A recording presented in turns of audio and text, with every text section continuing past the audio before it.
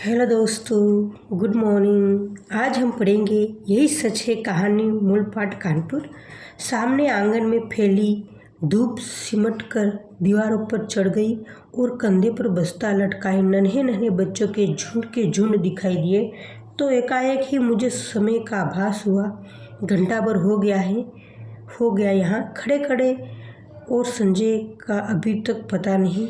जुझलाती सी मैं कमरे में आती हूँ। कोने में रखी मेज पर किताबें बिखरी पड़ी है, कुछ खुली कुछ बंद। एक क्षण में उन्हें ही देखती रहती हूँ, फिर निरुद्देश्य सी कपड़ों की अलमारी खोलकर सरसती सी नज़र में कपड़े देखती हूँ। सब बिखरे पड़े हैं। इतनी देर यूं ही व्यर्थ खड़ी रही, इन्हें ही ठीक कर लेती, पर मन नहीं करता। फिर बंद कर देती है। नहीं आना था तो व्यर्थ ही मुझे समय क्यों दिया। फिर यह कोई आज ही की तो बात है। हमेशा संजय अपने बताए हुए समय से घंटे 2 घंटे देर करके आता है और मैं हूँ कि उसी क्षण से प्रतीक्षा करने लगती हूँ। उसके बाद लाख कोशिश करके भी तो किसी काम में अपना मन नहीं लगा पाती। वह क्यों नहीं समझता कि मेरा समय बहुत अमूल्य है। थीसिस पूरी करने के लिए अब मुझे अपना सारा समय पढ़ाई में ही लगाना चाहिए, पर यह बात उसे कैसे समझाऊं। मेज पर बैठकर मैं फिर पढ़ने का उपक्रम करने लगती हूँ, पर मन है कि लगता ही नहीं। पर्दे के जरा से हिलने से दिल की धड़कन बढ़ जाती है और बार बार नज़र घड़ी के सरकते हुए कांटों पर दौड़ जाती है। हर समय यही लगता है वह आया। तभी मेहता साहब की 5 साल की छोटी बच्ची झिझकती सी कमरे में आती है। आंटी, हमें कहानी सुनाओगी? नहीं, अभी नहीं, पीछे आना।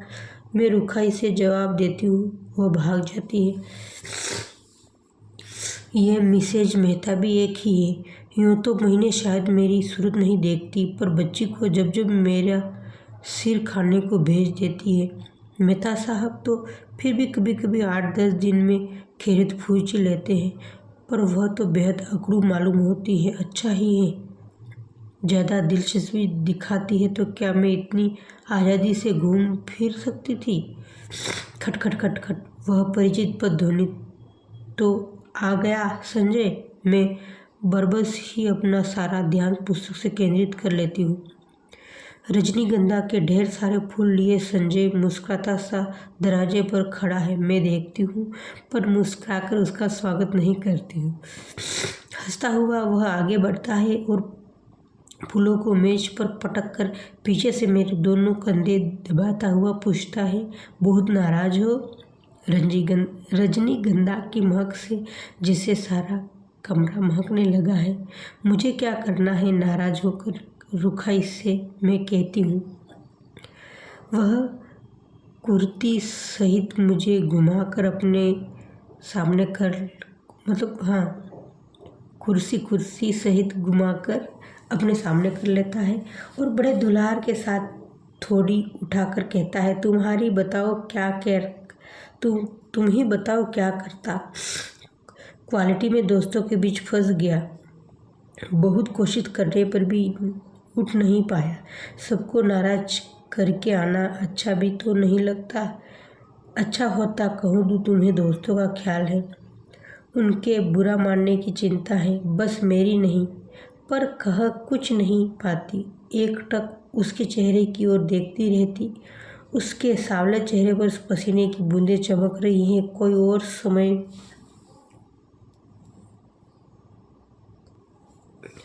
होता तो मैंने अपने आंचल में इन्हें पोंछ दिया होता, पर आज नहीं। वह मन मन मुस्कुरा रहा है। उसकी आंखें क्षमा याचना कर रही है, पर मैं क्या करूं? तभी वह अपनी आदत के अनुसार कुर्सी के हत्थे पर बैठकर मेरे गाल सहलाने लगता है। मुझे उसकी इसी बात पर गुस्सा आता है। हमेशा इसी तरह करेगा और फिर दुनिया भर का लाड दुलार दिखलाएगा। वह जानता जो कि इसके आगे मेरा क्रोध टिक नहीं पाता। फिर उठकर वह फूलदान के पुराने फूल फेंक देता है और नए फूल लगाता है। फूल सजाने में वह कितना कुशल है। एक बार मैंने यूं ही कह दिया था कि मुझे रजनीगंधा के फूल बड़े पसंद हैं, तो उसने नियम ही बना लिया कि हर चौथे दिन ढेर सारे फूल हर चौथे दिन ढेर सारे फूल लाकर मेरे कमरे में लगा देता है। और अब तो मुझे भी ऐसी आदत हो गई है कि एक दिन भी कमरे में फूल न रहे तो न पढ़ने में मन लगता है न सोने में। ये फूल जैसे संजय की उपस्थिति का आभास देते हो, जैसे संजय उसके पास में उसको ऐसा लगता है। थोड़ी देर बाद हम घूमने निकल जाते हैं। एकाएक ही मुझे ईरा के पत्र की बात याद आती है, जो बात सुनने के लिए मैं सवेरे से ही आतुर थी। इस गुस्सेबाजी में उसे ही भूल गई थी। सुनो, ईरा ने लिखा है कि किसी दिन भी मेरे पास इंटरव्यू का बुलावा आ सकता है, मुझे तैयार रहना चाहिए। वह कलकत्ता से कुछ याद करते हुए संजय पूछता है कि फिर एकाएक ही उछल पड़ता है, यदि तुम्हें जब मिल जाए तो मज़ा आ जाए दीपा, मज़ा आ जाए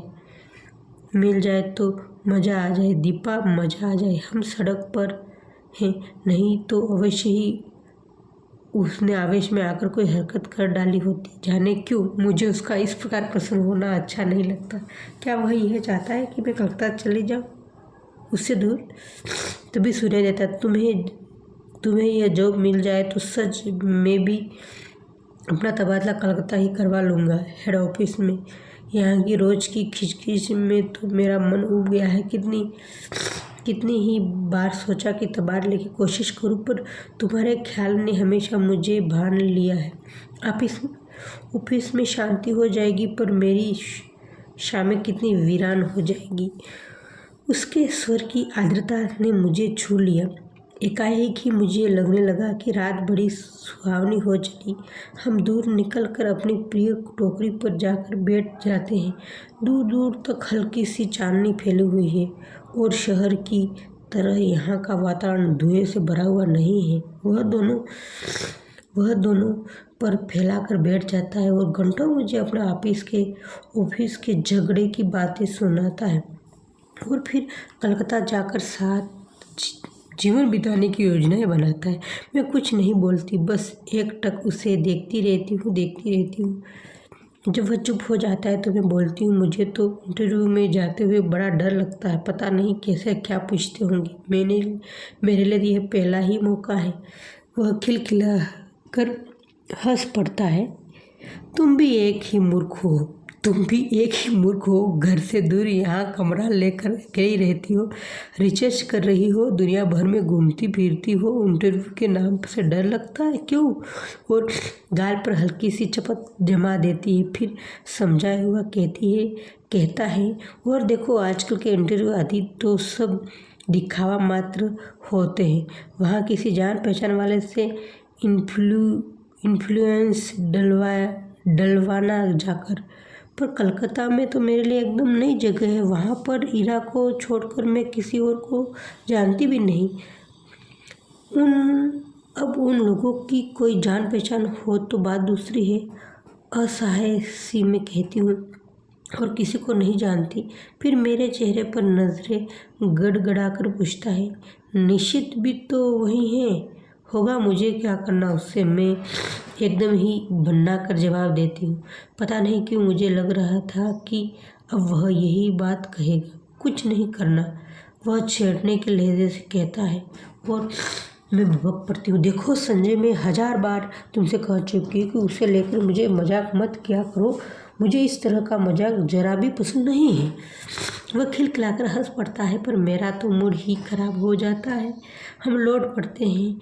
वह मुझे खुश करने के इरादे से मेरे कंधे पर हाथ रख देता है।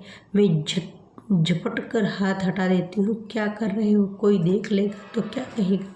कौन है यहाँ जो देख लेगा? और देख लेगा तो कौन ले आप ही कूदेगा। नहीं, हम पसंद नहीं, यह बेशर्मी है। सच ही मुझे रास्ते में ऐसे हरकतें पसंद नहीं है, चाहे रास्ता निर्जन क्यों न हो, पर रास्ता ही। फिर कानपुर जैसी जगह कमरे में कमरे पर लौटकर मैं उससे बैठने को कहती हूँ, पर वह बैठता नहीं है, बस बाहों में भरकर एक बार चूम लेता है, यह भी जैसे उसका रोज का नियम हो। वह चला जाता है। मैं बाहर बालकनी में निकलकर उसे देखती रहती हूँ। उसका आकार छोटे होते होते सड़क के मोड़ पर जाकर लुप्त हो जाता है। मैं इधर ही देखती रहती हूँ, निरुद्देश ही, खोई खोई सी। फिर अगर पढ़ने बैठ जाती हूँ। रात में सोती हूँ तो देर तक मेरी आंखों के मेज पर लगे रजनीगंधा के फूलों को ही निहारती रहती हूँ। जाने क्यों अक्सर मुझे भ्रम हो जाता है कि ये फूल नहीं, मानो संजय की अनेक आंखें हैं जो मुझे देख रही है, सहला रही है, दुला रही है, और अपने को यूँ असंख्य आंखों में निरंतर देखे जाने की कल्पना से ही मैं लज्जा जाती हूँ। मैंने संजय को भी एक बार बात बताई थी। वह खूब हंसा था। फिर मेरे गालों को सहलाते हुए उसने कहा था कि मैं पागल हूँ, निरी मूर्ख हूँ। कौन जाने, शायद उसका कहना ही ठीक हो, शायद मैं पागल ही हो। कानपुर। मैं जानता हूँ संजय का मन निशित को लेकर जब सशंकित हो उठता है, तब मैं उसे कैसे विश्वास दिलाऊं कि मैं निशित से नफरत करती हूँ। उसकी याद मात्र से मेरा मन घृणा से भर उठता है। फिर 18 वर्ष की आयु में किया हुआ प्यार भी कोई प्यार होता है भला? निरा बचपन होता है, महज पागलपन। उसमें आवेश रहता है और स्थायित्व नहीं, गति रहती है पर गहराई नहीं। जिस वेग से वह आरंभ होता है, जरा सा झटका लगने पर उसी वेग से भी टूट जाता है, और उसके बाद आहो आंसू और सिसकियों का एक दौर, सारी दुनिया की निसारता और आत्महत्या तय करने में अनेकानेक संकल्प, और फिर एक तीखी घृणा। जैसे ही जीवन को दूसरा आधार मिल जाता है, उन सबको भूलने में एक दिन भी नहीं लगता। फिर तो वह सब ऐसी बेवकूफ़ी लगती है जिस पर बैठकर घंटों हंसने की तबीयत होती है, पर एकाएक ही इस बात का एहसास होता है कि ये सारे आंसू, ये सारी आहें उस प्रेमी के लिए नहीं थी, वरन जीवन की उस विरक्ता और शून्यता के लिए थे जिसने जीवन को नीरस बनाकर बोझिल कर दिया था। तभी तो संजय को पाते ही निशित को भूल गई। मेरे आंसू हंसी के बदल गए और आहें की जगह किलकारियाँ गूंजने लगी। पर संजय की जब निशित से बात को लेकर व्यर्थ ही खीन सा हो उठता है। मैं कुछ कहने पर वह खिलखिला अवश्य पड़ता है, पर मैं जानती हूँ पूर्ण रूप से आश्वस्त नहीं है। उसे कैसे बताऊँ कि मेरे प्यार का, मेरी कोमल भावनाओं का, भविष्य की मेरी अनेक योजनाओं का एकमात्र केंद्र संजय ही है। यह बात दूसरी है कि चांदनी रात में किसी निर्जन स्थान में पेड़ तले बैठकर भी मैं अपनी शिथिश की बात करती हूँ, पर वह अपने ऑफिस के मित्रों की बातें करता है, या हम किसी और विषय पर बात करने लगते हैं। पर इस सब का यह मतलब तो नहीं कि हम प्रेम नहीं करते। वह क्यों नहीं समझता कि आज हमारी भावुकता यथार्थ में बदल गई। सपनों की जगह हम वास्तविकता में जीते हैं। हमारे प्रेम को परिपक्वता मिल गई, जिसका आधार पाकर हम अधिक गहरा हो गया, स्थायी हो गया।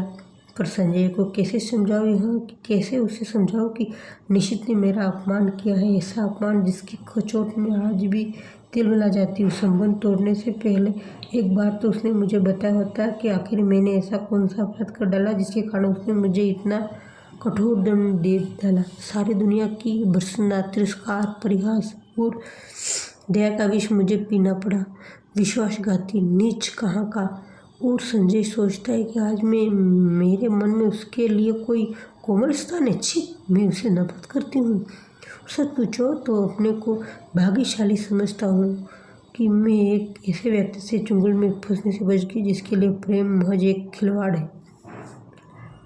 संजय, यह तो सोचो कि यदि उसे ऐसी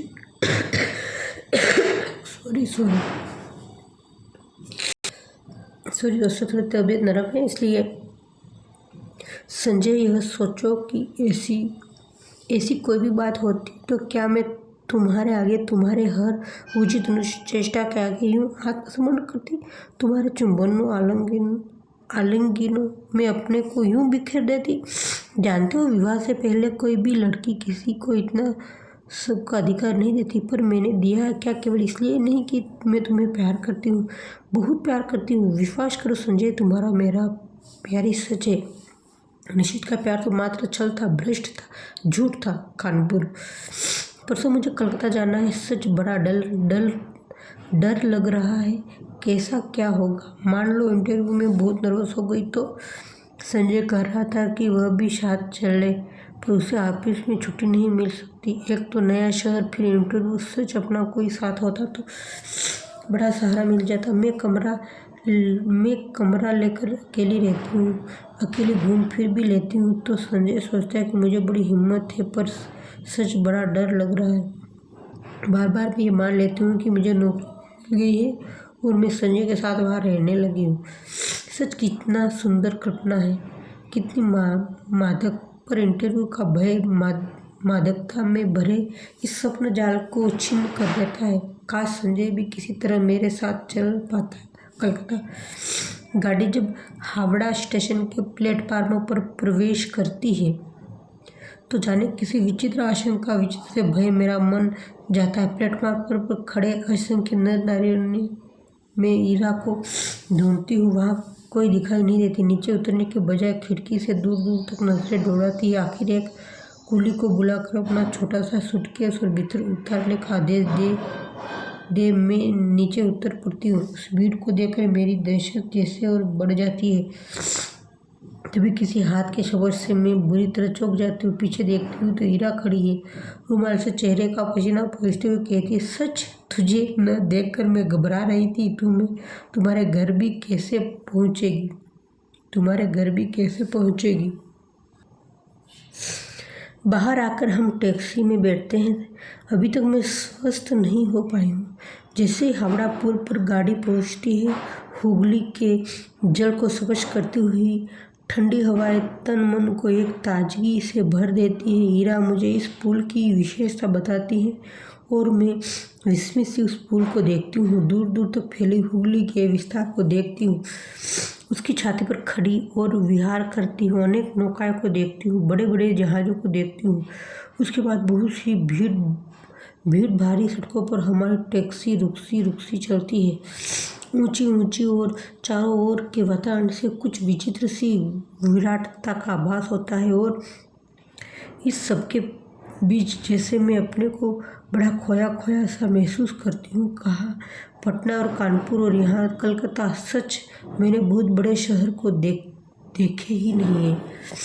सारी भीड़ को चीर कर हम रोड पर आ जाते हैं। चौड़ी शांत सड़क, मेरे दोनों ओर लंबे चौड़े खुले मैदान। क्यों ईरा, कौन कौन लोग होंगे इंटरव्यू में? मुझे तो सच बड़ा डर लग रहा है।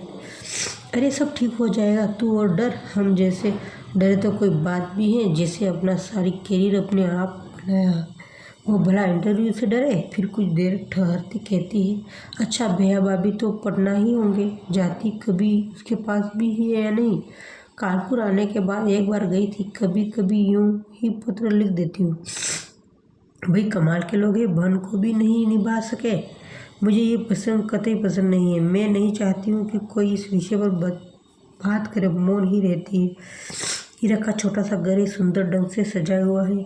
उसके पति दौरे पर जाने की बात सुनकर पहले मुझे अफसोस हुआ और वहाँ होते कुछ मदद भी करते। फिर एकाएक लगा कि उनके अनुपस्थिति में शायद अधिक संताप का अनुभव कर सकूं। उनका बच्चा भी बड़ा प्यारा है।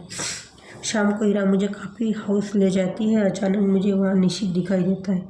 मैं सब पकाकर नज़र घुमा लेती हूँ और वह हमारी बेंच पर ही आ पहुँचता है। विवश होकर मुझे उधर देखना पड़ता है, नमस्कार भी करना पड़ता है, हीरा का परिचय भी करवाना पड़ता है। हीरा पास कुर्सी पर बैठने को निमंत्रण दे देती है। मुझे लगता है मेरी सांस रुक जाएगी। कब आई? आज सवेरे ही। अभी ठहरी कहाँ?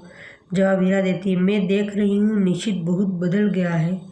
उसके कवियों की तरह बाल बढ़ा लिए, यह क्या शौक चढ़ाया। उसका रंग साहब पड़ गया, वह दुबला भी हो गया।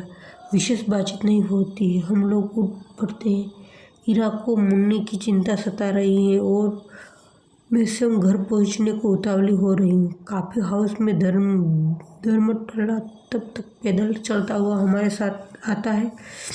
ईरा ही उससे बात कर रही है, मानो वो ईरा को ही मित्र हो। ईरा अपना पता समझा देती है और वह दूसरे दिन 9 बजे अपने वादा करके चला जाता है।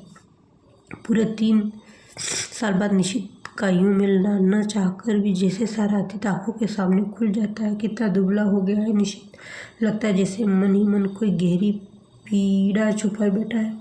मुझसे अलग होने का दुख तो नहीं सह रहा है उसे। कल्पना चाहे कितनी ही मधुर क्यों न हो, एक तृप्तियुक्त आनंद देने वाली क्यों न हो, पर मैं जानता हूँ ये झूठ है। यदि ऐसा ही था तो कौन उसे कहने गया था कि तुम इस संबंध को तोड़ दो। उसने अपनी इच्छा से ही तो यह सब कुछ किया है। एकाएक ही मेरा मन कटु हो उठता है। यही तो वह व्यक्ति जिसे मुझे अपमानित करके सारी दुनिया के सामने छोड़ दिया था, महज उपहास का मात्र बनाकर। ओह, क्यों नहीं मैंने उसे पहचानने से इनकार कर दिया। जब वो मेज पाकर आकर खड़ा हुआ तो मैंने कह दिया कि माफ़ कीजिए, मैं आपकी पहचानती नहीं, पर जरा इनका खींचना तो देखती। वह कल भी आएगा। सच मुझे तो उसे साफ साफ मना कर देना चाहिए कि मैं उसकी सूरत भी नहीं देखना चाहती, उससे नफरत करती हूँ। अच्छा, ये आए कल, मैं उसे बता दूंगी। जल्दी ही मैं संजय से विवाह करने वाली, यह भी बता दूंगी। मैं पिछला सब कुछ भूल चुकी हूँ, यह भी बता दूंगी। मैं उससे घृणा करती हूँ, उससे इस जिंदगी में कभी माफ़ नहीं कर सकती। ये सब सोचने के साथ साथ जाने क्यों मेरे मन में ये बात भी उठ रही थी कि 3 साल हो गए, अभी तक निशित ने विवाह क्यों नहीं किया। करे न करे मुझे क्या वह आज भी मुझे इस उम्मीद रखता है। हूँ मूर्ख कहीं का। संजय, मैंने तुमसे कितना कहा था कि तुम मेरे साथ चलो, तुम नहीं आए इस समय, जबकि मुझे तुम्हारी इतनी याद आ रही है। बताओ क्या करूँ। कोलकाता नौकरी पाना इतना मुश्किल है, इसका मुझे गुमान तक नहीं था। ईरा कहती थी कि 150 की नौकरी तक के लिए खुद मिनिस्टर सिफारिश करने पहुंच जाते हैं, फिर यह तो 300 का जॉब है। निश्चित सवेरे शाम तक इसी चक्कर में भटका है, यहाँ तक कि उसने अपने ऑफिस से भी छुट्टी ले ली है। वह क्या मेरे काम में इतनी दिलचस्पी ले रहा है। उसका परिचय बड़े बड़े लोगों में है। वह कहता है कि जैसे भी होगा वह यह काम मुझे दिलाकर ही मानेगा, पर आखिर क्यों। कल मैंने सोचा था कि अपने व्यवहार की रुखाई से मैं स्पष्ट कर दूंगी कि वह मेरे पास न आए। 9:15 बजे के करीब मैं अपने टूटे हुए बाल फेंकने खिड़की पर गई तो देखा घर से थोड़ी दूर निशित टहल रहा था। वही लंबे बाल, कुर्ता पजामा। वह समय से पहले ही आ गया था। संजय होता तो 11 बजे से पहले नहीं पूछता। समय पर पूछना तो वह जानता ही नहीं है। उसे यूं चक्कर काटते देख मेरा मन जाने कैसा हुआ है। वह आया तो मैं चाहकर भी कटु नहीं हो सकी। मैंने उसे कलकत्ता आने के मकसद बताया तो लगा कि वह बड़ा प्रसन्न हुआ। वह बैठे बैठे फ़ोन करके उससे नौकरी के संबंध में सारी जानकारी प्राप्त कर ली, कैसे क्या करना होगा भी बना डाली, और वही बैठे बैठे फ़ोन से ऑफिस से सूचना भी दे दी। आज वह ऑफिस नहीं आएगा। विचित्र स्थिति मेरी भी हो रही थी। उसके इस अपनत्व भरे व्यवहार को मैं स्वीकार भी नहीं पाती थी, नकार भी नहीं पाती थी। सारा दिन मैं उसके साथ घूमती रही, पर काम की बात के अतिरिक्त उसके एक भी बात नहीं की। मैंने कई बार चाहा कि संजय की बात बता दूं, पर बता नहीं सकी। सोचा कहीं यह सब सुनकर वह दिलचस्पी लेना कम कर दे। उसके आज भर के प्रश्न से मुझे काफ़ी उम्मीद हो चली थी। वह नौकरी मेरे लिए कितनी आवश्यक है, मिल जाए तो संजय कितना प्रसन्न होगा। हमारे वैवाहिक जीवन में आरंभिक दिन कितने सुख से बीतेंगे। शाम को हम घर लौटते हैं तो मैं उससे बैठने को कहती हूँ, पर वो बैठता नहीं, बस खड़ा रहता है। चौड़े ललाट पर पसीने की बूंदें चमक रही है। एकाएक ही मुझे लगता है इस समय संजय होता तो मैं अपने आंचल में उसका पसीना पोंछ देती और वह क्या बिन बाहों में भरे, बिना प्यार किए यूं ही चला जाता। अच्छा, तो चलता हूँ। यंत्र चालित मेरे हाथ जुड़े जाते हैं और वो लौट जाता है और मैं ठगी सी देखती रहती हूँ। सोते समय मेरी आदत है कि मैं संजय के लाए हुए फूलों को निहारती रहती हूँ। यहाँ तो फूल नहीं है तो बड़ा सुना सुना लगा।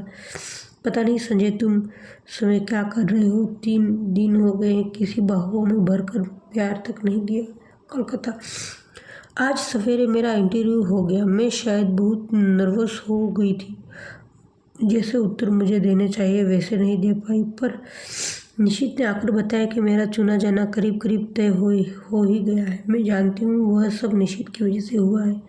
ढलते सूरज की धूप निशित के बाएं गाल पर पड़ रही थी। वो सामने बैठा निशित इतनी दिन बाद एक बार फिर मुझे बड़ा प्यारा सा लगा। मैंने देखा मुझसे ज़्यादा वो प्रसन्न है। वह कभी किसी को एहसान नहीं लेता, पर मेरी खातिर उसने एक न जाने कितने लोगों का एहसान लिया। आखिर क्यों? क्या वह चाहता है कि मैं कलकत्ता आकर रहूं और उसके साथ उसके पास? एक अजीब सी पुलक से मेरा तन मन सिहर उठा। वह ऐसा क्यों चाहता है? उसका ऐसा चाहना बहुत गलत है, बहुत अनुचित है। मैं अपने मन को समझाती हूँ ऐसी कोई बात नहीं है। शायद वह केवल मेरे प्रति किए गए अपने अन्याय का प्रतिकार करने के लिए यह सब कर रहा है। क्या वह समझता है कि उसकी मदद से मेरी नौकरी पाकर मैं उसे क्षमा कर दूंगी, कुछ उससे किया भूल जाऊंगी? असंभव। मैं कल ही उसे संजय की बात बता दूंगी। आज तो उससे खुशी से पार्टी हो जाए। काम की बात के अलावा वह पहला वाक्य मैं उसके मुंह से सुनती हूँ। मेरा ईरा की ओर देखती है। वो प्रस्ताव का समर्थन करके भी उन्हीं की तबीयत का बहाना लेकर अपने को काट लेती है। अकेले जाना मुझे कुछ अटपटा सा लगा। अभी तक तो काम का बहाना लेकर घूम रही थी, पर अब फिर भी मैं मना नहीं कर पाती। अंदर जाकर तैयार हो जाती। मुझे याद आता है कि निशित को नीला रंग बहुत पसंद था। मैं नीली साड़ी ही पहनती हूँ। बड़े चाव और चतुरता से अपना प्रसाधन करती हूँ और बार बार अपने को टोकती भी जाती हूँ। इसको रिझाने के लिए यह सब हो रहा है? क्या यह मेरा निरा पागलपन नहीं है? सीढ़ियों पर निशित हल्की सी मुस्कुराहट के साथ कहता है, इस साड़ी में तुम बहुत सुंदर लग रही हो। मेरा चेहरा तमतमा जाता है, कनपटियाँ सूख हो जाती है। मैं सचमुच ही इस वाक्य के लिए तैयार नहीं हूँ। पर सदा चुप रहने वाला निशित बोला, भी तो ऐसी बात। मुझे ऐसी बातें सुनने की जरा भी आदत नहीं है। संजय न कभी मेरे कपड़ों पर ध्यान देता है, न ऐसी बातें करता है, जबकि उसे पूरा अधिकार है कि वह बिना अधिकार के ऐसी बातें करे। पर जाने क्या कि मैं उस पर नाराज नहीं हो पाती हूँ, बल्कि एक पुलकमय सिरहन महसूस करती हूँ। सच संजय के मुंह से ऐसा वाक्य सुनने को मेरा मन तरसता रहता है, पर उसने कभी ऐसी बात नहीं कही।